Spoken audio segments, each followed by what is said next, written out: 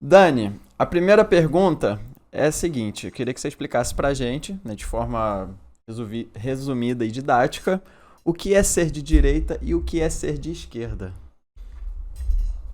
A terminologia direita e esquerda está ligada à formação dos parlamentos, principalmente aos desdobramentos da Revolução Francesa, quando os conservadores sentavam à direita do parlamento e os revolucionários jacobinos sentavam à É esquerda do isso! parlamento. Ela Isso. tá lendo? Eu não acredito que é isso, cara! E você já sabia na ponta da língua! Isso. Tô impressionado, tô impressionado. Né, o próprio parlamento inglês, que é um dos primeiros modelos de parlamento também, né, segue essa lógica, né, a direita, os lords, a Câmara dos Lords, e a esquerda, os trabalhadores, as trabalhadoras, né. É óbvio que isso foi se refinando ao longo do tempo, né? Então, a direita, em geral, são os mais conservadores, tanto do ponto de vista da pauta dos costumes, quanto do ponto de vista do modelo econômico e pela manutenção, porque são representantes da elite, dos privilégios de classe ou dos privilégios nobiliárquicos àquela época, né? E à esquerda sentam aqueles considerados revolucionários, ou pelo menos progressistas, que têm uma concepção de mais alargamento de direitos e de alguma mudança estrutural mais profunda ou menos profunda da sociedade. Hoje em dia, alguns debates forjam o que define a esquerda e a direita. Mas, de forma resumida, a gente pode dizer que à esquerda se encontram aqueles que ainda hoje interpelam o modelo, a estrutura social, a estrutura econômica.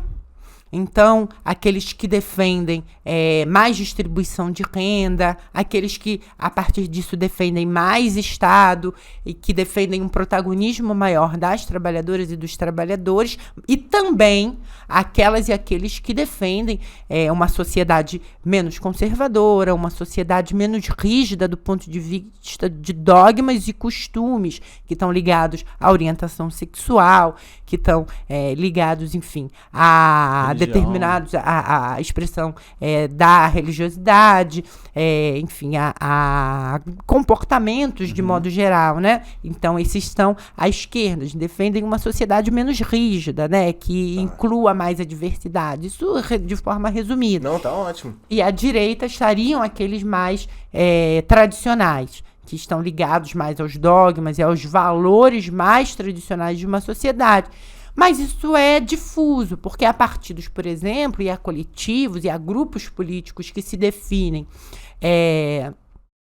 como liberais na economia e liberais nos costumes. Mas ser liberal na economia, hoje em dia, é uma perspectiva conservadora, porque o liberalismo é o modelo vigente. Então, se você quer romper com o modelo vigente e com as assimetrias e os limites desse modelo vigente, você, de certa maneira, é conservador, né? Você lembra da gente ter falado A isso gente ontem? falou ontem Desculpa te cortar. A gente falou isso ontem, a gente ficou numa confusão, né? Tipo, Será que liberal, ser né? liberal economicamente ou politicamente é a mesma coisa que ser liberal nos costumes? A direita é liberal, econômica, e a esquerda também é liberal, mas que não a gente não achou esse termo econômico para justificar, Exatamente. nos justificar, né? Enfim, você falou do princípio, né? Esquerda e direita, e com o passar dos anos, imagino que tenham surgido subgrupos ali com ideias que se assemelham em determinados pontos ou que são opostas, né? Então não é tão difícil dividir, não é tão fácil atualmente dividir só em dois grandes grupos, né?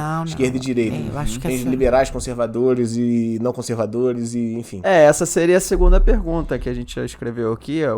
E aí, assim, a gente fez uma lista e botou etc. no final, né?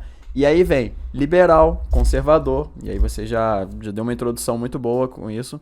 Comunista, socialista e capitalista. Então, acho que você poderia falar um pouco sobre esses três termos, comunista, socialista e capitalista. E o termo liberal é um termo muito complexo, porque ele está ligado ao liberalismo econômico. O liberalismo econômico, de forma resumida, é não posso definir como uma doutrina, mas é um consenso de pensamento sobre a gestão econômica e a forma da matriz econômica de uma sociedade que prevê, basicamente, aqui eu estou me remetendo às questões e às formulações que surgem melhor acabadas na passagem do século XIX para o século XX, no campo da economia, que perseguem uma menor intervenção do Estado na regulação da economia. Isso diretamente ligado à taxação do livre comércio, à taxação de mercadorias, tanto dentro do território das nações e quanto do comércio entre nações, que defendem com que a livre iniciativa e a iniciativa privada tenha menos amarras do Estado e que possa gerir os seus negócios na convicção de que o mercado e essas próprias trocas se autorregulam. Isso é o liberalismo econômico estrito sensu. Ele tem diversas vertentes, mas de modo geral é isso, né? O liberal hoje tem também o sentido de, enfim, pensar como é que determinados grupos que não são grupos que seguem os padrões de comportamento vigentes podem alcançar direitos e podem expressar esses comportamentos livremente. Então tem esses dois sentidos, né? Por isso que a gente por isso que alguns partidos de direita ou neoliberais se definem como liberais na economia e liberais nos costumes, ou liberais na economia e conservadores nos costumes. Então, quando a gente vir em algum momento alguém falar liberal, a gente tem que ver não quer dizer muito. Isso, tem não que quer ver dizer qual muito. dos liberalismo econômico ou liberalismo de minorias, de costumes, né? Nossa, então ontem, leigamente, a gente chegou nessa conclusão. A gente ficou pensando nisso, a gente falou, deve ter dois tipos de liberal nesse texto aqui, tá falando liberal várias vezes, liberalismo várias vezes, mas não é uma palavra só. Então agora tá falando liberalismo econômico e liberalismo de costumes, vamos dizer assim. Isso, exatamente. Tá. Né? Os conservadores estão mais ligados, a origem do termo está mais ligada àqueles grupos sociais que se organizam justamente contra o avanço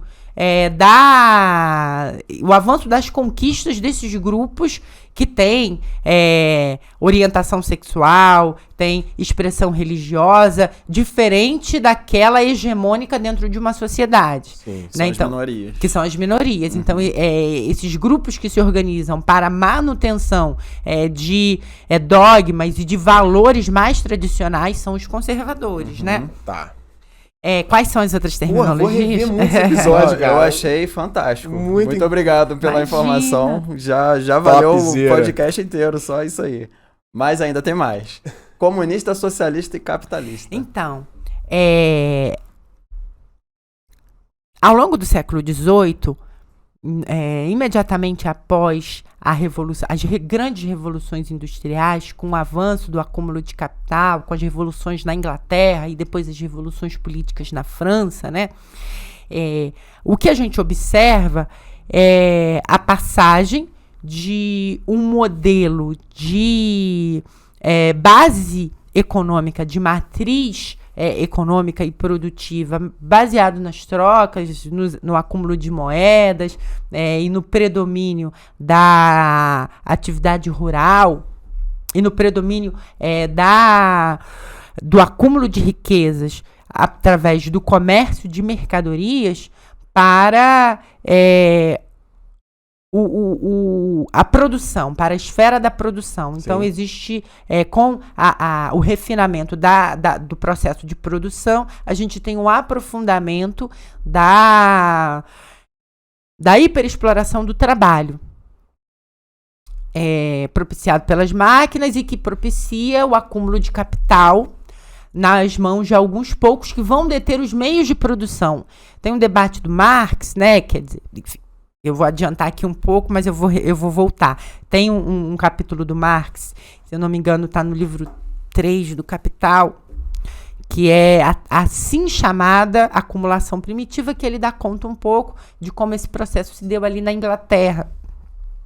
Como é que ele foi histórico, como é que ele foi expropriando as trabalhadoras e os trabalhadores dos meios de produção, que são as terras e as suas ferramentas, e as trabalhadoras e os trabalhadores só tinham, em um determinado momento da história, ali na passagem do século XVIII para o século XIX, ao longo do século XIX, a possibilidade de vender a sua força de trabalho para quem tinha os meios de produção, para os detentores dos meios de produção, que eram oriundos de uma elite nobre que vai se inserindo nesse processo de mudança da matriz econômica e vai, né, por conta do acúmulo também de riqueza propiciado pelo mercantilismo, se engajando na produção, na etapa da mecanização da produção, que é a Revolução Industrial. Parques Fabris, né?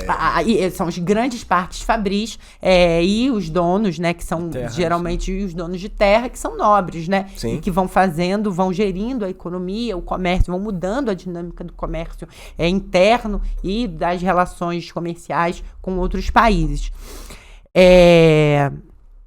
A partir daí, a gente tem a instauração desse modelo em que o capital prevalece, né, desse modelo de trocas e algumas premissas, né? Quer dizer, que todo valor e toda a produção de valor está diretamente ligada à produção ao trabalho empregado em um determinado produto. Sim. Então, são algumas proposições.